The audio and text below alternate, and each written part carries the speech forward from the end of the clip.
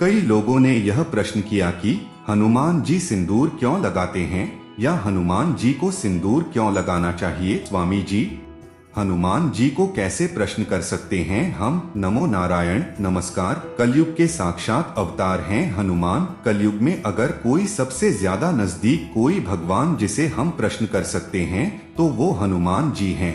लेकिन हनुमान जी के साथ जुड़ी हुई जो कहानी है, जो तथ्य हैं, वो भी इतनी सारी हैं कि इसके हमको अलग अलग तथ्य मिलते हैं।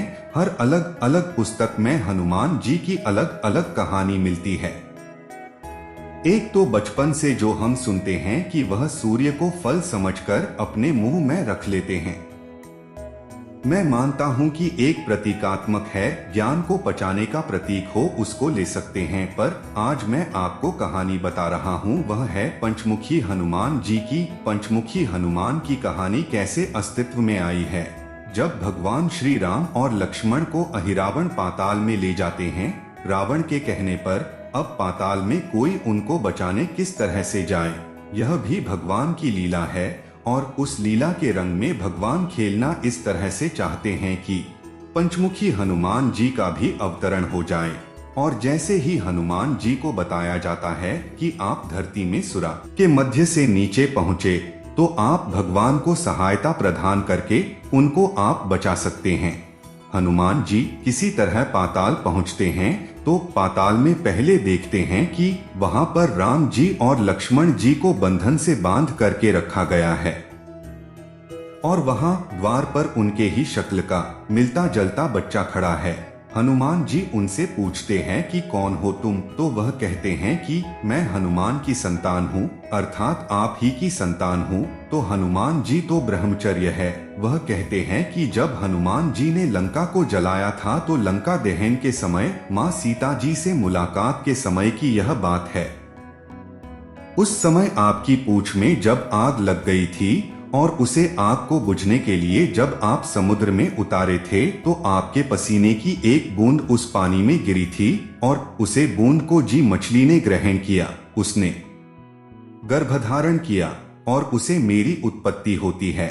और जब उस मछली के अंदर मेरा गर्भ ठहर जाता है तो मछुआरे उस बड़ी सी मछली को लेकर के रावण के पास आते हैं। रावण देखता है कि अरे इतनी बड़ी मछली और ये जो बच्चा है वो तो मछली से मिलता जुलता नहीं है, और उसको बड़ा किया जाता है और यही मकरध्वज का अवतार माना जाता है। हनुमान जी बताते हैं कि मैं तो राम जी के कार्य के लिए यहाँ पर आया हूँ और क्योंकि तुम मुझे अपना पिता कह रहे हो तो फिर इस कार्य के लिए मेरी सहायता करो। और इस तरह से मकरध्वज ने उनको अंदर जाने की इजाजत दे दी।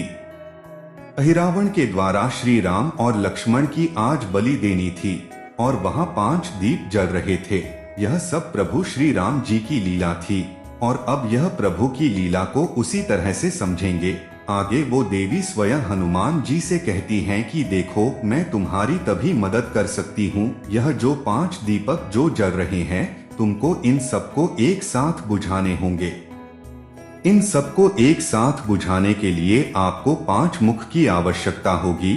और माँ को पता था कि हनुमान जी ये सब कर सकते हैं, तो हनुमान जी ने इन 5 दीपों को एक साथ बुझाने के लिए जो अवतार लिया वो पंचमुखी हनुमान का अवतार है। एक चीज बताना चाहता हूँ कि अगर पंचमुखी हनुमान जी का चित्र अगर आपके मकान के बाहर है, दुकान के बाहर लगा हुआ है, तो यह सारे वास्तु दोष को दूर कर देता है। पंचमुखी हनुमान जी की साधना से हमारे कई तरह से कष्ट खत्म हो जाते हैं और भगवान अगर खुश हो जाए तो वह आपकी मुसीबत में और बुरे समय में आपके साथ रहकर आपकी मदद भी करते हैं। पवित्र हिंदू धर्म ग्रंथों में उल्लेख है कि उनका विवाह सूर्य देव की पुत्री सुवर्चला देवी से हुआ था। यह भी माना जाता है कि भगवान हनुमान और उनकी पत्नी निःसंतान ब्रह्मचारी हैं। रामचरितमानस और वाल्मीकि रामायण दोनों ही भगवान हनुमान और सुवर्चला देवी के विवाह का वर्णन करते हैं। हनुमान जी ने ब्रह्मचर्य का पूरे जीवन काल में पालन किया। पाल है कई लोगों ने यह प्रश्न किया कि हनुमान जी सिंदूर क्यों लगाते हैं या हनुमान जी को सिंदूर क्यों लगाना चाहिए। तो हनुमान जी ने बड़े बालक स्वरूप से सीता माता से पूछ लिया, तो सीता माता ने कहा कि यह मैंने अपने स्वामी की लंबी उम्र के लिए लगाया, इससे उनकी उम्र लंबी हो जाएगी। उन्होंने कहा फिर तो मैं पूरे ही बदन पर सिंदूर लगा देता हूँ ताकि वह हमेशा हमेशा के लिए रहे। और इस तरह वह सिंदूर वाली बात हनुमान जी से जुड़ती है। और हनुमान जी को जो चोला चढ़ते हैं या चमेली के तेल से सिंदूर लगाते हैं। यदि आपको डरावने सपने आ रहे हैं तो हनुमान जी के मंदिर में जाकर 50-100 ग्राम फिटकरी दान कर दीजिए और तो बुरे सपने आने बंद हो जाते हैं। इसी तरह हनुमान जी के लिए जो दूसरा हम साधना का पाठ बताते हैं वह है राम रक्षा स्तोत्र। राम रक्षा स्तोत्र का जब आप पाठ करते हो तो उसके भी बड़े लाभ होते हैं। उसका अनुष्ठान ये होता है कि आप इस पाठ को 3, 5, 7, 11, 21 या 108 बार जैसे आपकी श्रद्धा है उसी अनुसार आप इसका पाठ करें। इस पाठ को करने से इसका लाभ आपको मिलता है। और चूंकि हनुमान जी तो पवन देव की तरह हर जगह हैं, तो वो आपकी प्रार्थना, आपकी भावनाएं, आपकी जरूरतें जो है उनको बिल्कुल समझ सकते हैं। आप उनको अपना आत्मीय समझ के उनसे बात करते हुए अगर अपनी बात रखते हैं तो उसमें कोई अतिशयोक्ति नहीं। हनुमान जी बिल्कुल आपकी मनोकामना पूरी करते हैं। इसके अलावा हनुमान जी के मंदिर में या हनुमान जी के चित्र के सामने सरसों के तेल का दीपक मंगलवार और शनिवार इन दोनों दिन जलाते हैं। तो जिनको शनि का प्रकोप भी पड़ रहा है उनके लिए भी ये बहुत ही अच्छा इलाज है। चमेली का दीप जलने से हनुमान जी की कृपा सहज मिलती है, ऐसा माना गया है। इसके अलावा हनुमान को केवड़े का इत्र बहुत पसंद है। मैं आपको यह बोलूंगा कि आप अपने शास्त्र को पढ़ो, अपने धर्म पर चलो। मंगलवार के दिन अगर बरगद के पेड़ का पत्ता धोकर उनके श्री चरणों में चढ़ाया जाए तो भी आपकी मनोकामनाएं पूरी होती है, आपके कई काम पूरे होते हैं। इसके अलावा आपने एक पान का पत्ता लिया और साधारण सा इलायची, लौंग, थोड़ी सी सुपारी उस पत्ते पर रख दी और उसको हनुमान के मंदिर में हनुमान जी के आगे रख सकते हैं। हनुमान जी इससे बहुत प्रसन्न होते हैं और वह आपके कारोबार में, आपके बुरे समय में आपकी सहायता करते हैं।